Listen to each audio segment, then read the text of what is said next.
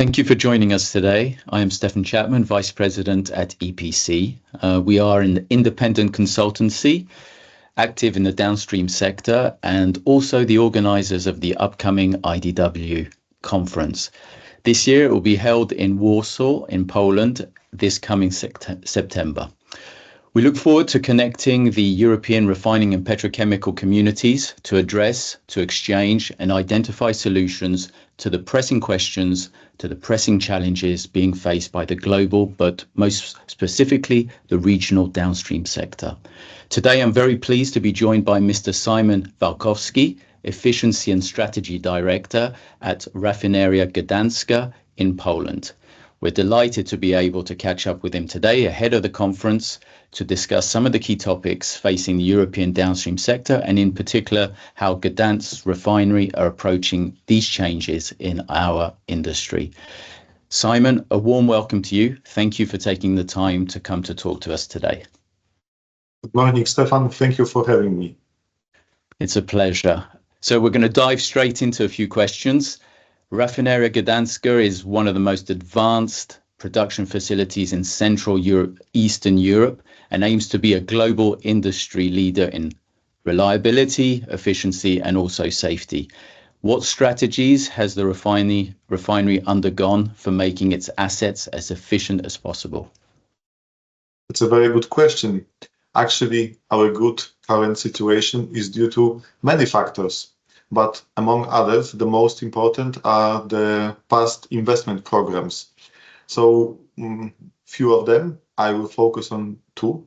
So since the launch of Rafineria Gdańska in 1970s, we were actually the first investment in the past Soviet Union bloc based on Western technology. And but that was the beginning. But actually, until 2000, our refinery belonged to the hydroskimming group and was quite small, less than 5 million tons per year of production. In 2000, there was a first hydrocracking launched, and then we became a conversion refinery. Then few smaller programs, but the most important is program 10 plus, launched in 2010. And actually, it increased our nominal crude processing capacity till 10.5 million tons per year, and also added a second distillation line, very modern. So as part of 10 plus program, we also built a second hydrocracker, a milled hydrocracker, and also a ROSE installation, which gave feedstock to the hydrocracker. This was actually, it's I think worth mentioning, the first very innovative solution in a global scale, the first this type of solution implemented, and the second was in the largest European refinery of Permis, Shell in Permis. So we were the first one. Our technology system is unique mainly for two reasons. So we have two hydrocrackers and no FCC, and we have a very high yield of middle distillates. So the last program is EFRA. EFRA stands for Effective Refinery, and it was completed in 2019 by launching of delay coker. So we almost solved our bottom of the barrel problem. Actually, we could solve it, but there is still a demand for bitumens. That is why we are producing them. But we increased our middle distillates yield over 60%. It's very high, and we are no longer producing heavy fuel oil, which of course was connected to 2020 IMO regulation. So that's our history, but of course that's not only that. Not only because of that factors we are so efficient. This is also our culture, and a lot of small projects, small implementations, and enormous work of our operators, of our engineers to maintain and to increase efficiency on an everyday basis in terms of operational efficiency. Thank you. I think efficiency is very much at the top of the list, but also remaining competitive is also a key objective for refineries like Gdańska. And to achieve that, we need operational availability and also flexibility. Could you tell us about how recent investments have improved these two areas at Gdańsk refinery? And if it's possible, can you provide any specific examples of projects or any upgrades that have had a significant impact? Mm-hmm. Of course. So in terms of availability, Rafineria Gdańska has been in the first quartile for many years. That's also something unique for us, but I think that this is something that when time passes might be a challenge. For last years, we see a generation change in our staff. So a lot of experienced employees, they retired, and we hired new operators, young operators, but as they are our production staff, they are getting younger, our installations are getting older. And due to that, we see quite big challenge to maintain our high availability during the next years. That is why one of the 4 pillars of our new strategy is operational excellence. And although it's complex, it's actually focused on 2 areas: to increase safety and availability of our installations. But unfortunately, we cannot realize this goal by one, two, or few large investment programs like in the past, because since 2020, our refinery is completed. Actually, we are very modern, and also our NCE index is very high, one of the highest in the region. That is why we need to focus on no longer low-hanging fruits. That is why we have a dozen of projects in this area of our strategy, such as risk-based inspection or predictive maintenance. However, they are as much important as improvement of our efficiency and safety culture. For example, we are implementing a new solution, the Stop Work Authority, to increase safety. Luckily, our safety level is quite good, but we also see a challenge as the installations are getting older to keep that on that level. In terms of flexibility, actually, when the situation on market is stable, we don't need it as much, because our domestic demand is quite high, and we are covering our production. Domestic production is covering it not in 100%. That's why we need to import some of the fuels, mostly fuel oil.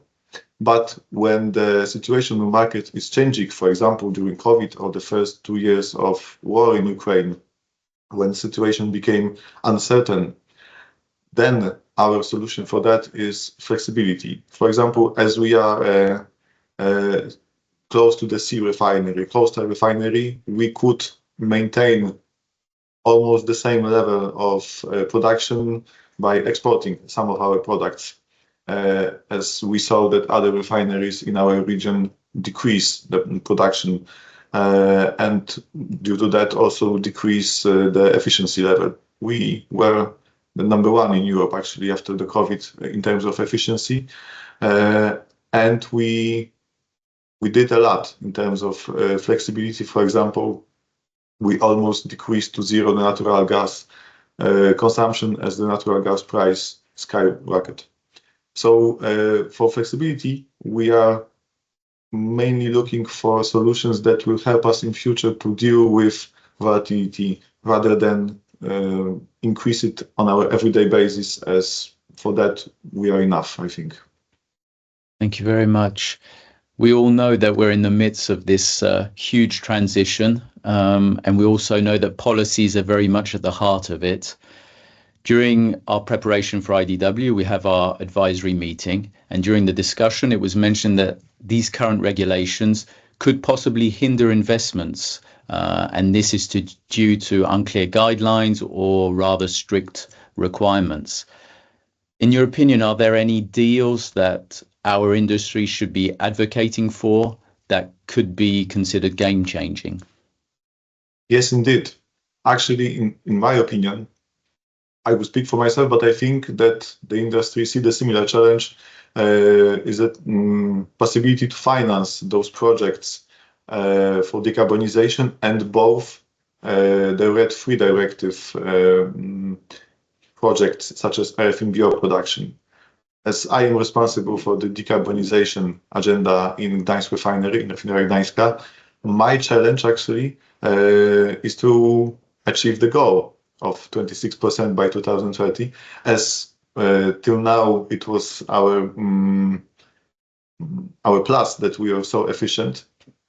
But unfortunately, the first projects of decarbonization are the energy efficiency projects, as they are no-brainer, they are profitable, they are easy to implement, maybe not so easy to implement, but possible to implement. And all energy efficiency projects are always decarbonization projects. In other way, it's not working the same. So for us, we can achieve a few percent only through this kind of projects. The rest of them comes with projects that are right now not profitable. For example, carbon capture and storage. And actually, carbon capture and storage stands against RFNBO because the most profitable CCS projects are on steam methane reformers, and they might be shut down in future as the green hydrogen production might increase. But still, all of those investments rely on the availability of green electricity, which is not enough for now, for example, in our country. So in my view, applying rules similar to IRA in United States, so predictable and easily obtainable incentive effects, such as the decrease of tax when you realize decarbonization projects, could help us in Europe to decrease the CO2 emission. Because of course we would like to realize to run those projects, but at the end of the day, they actually need to light on green, and our owners need to see that those projects are profitable. And that is, in my opinion, the biggest challenge. Of course, the second thing is the development of RFNBO, a new part of our industry. But for now, we see our first goals, and I see what I see in our industry is that everyone is looking on each other who will do those investments the first, because the first investments will be the most expensive, as the economy of scale is no longer there, is not yet there. Yeah, there are many challenges. I totally agree, and it's a question. It's interesting to see how different regions are approaching the transition. Like you said, the US is more of a incentives based. The Europeans, it's slightly different. I think we need to get the balance right to kind of make sure the investments are there, the projects are there, there's the support, there's clear guidelines, obviously, and I think there's still a way to go until we get to a place where we're secure in being able to invest in those projects. One last question before we wrap up, a simple one. What do you hope the discussions from a conference like IDW can help the industry to achieve over the next 12 to 18 months? Actually, I'm counting on a fruitful discussion and inspiring discussion on case studies of ongoing decarbonization projects. But I think that from my perspective, it is also worth to consider the pros and cons of RFNBO production, domestic production versus the import. Because last year, during few conferences, I saw that this discussion is shifting to the import direction, so e-ammonia cracking to green hydrogen rather than the production of green hydrogen domestically. And I'm not sure is it the right direction, because for us in Europe, we are giving back to other regions the added value, and we are decreasing the value chain of RFNBO production. Maybe it is something worth considering, and I hope to consider during this IDW conference in Warsaw. Thank you. Yeah, we're very much looking forward to those types of discussions. I think it's important for Europe, like you say, to have that energy security, to have that supply chain within the region. It's been a real pleasure, Simon, to speak to you today, addressing some of the key industry questions, specifically what Gdańsk refinery is looking at and working well on. We're looking forward to expanding the discussion at IDW, and we're also very much looking forward to being in Poland and also welcoming the Rafineria Gdańska team at the event. So thank you very much. Thank you very much, Stefan. Thank you. Thank you. Goodbye.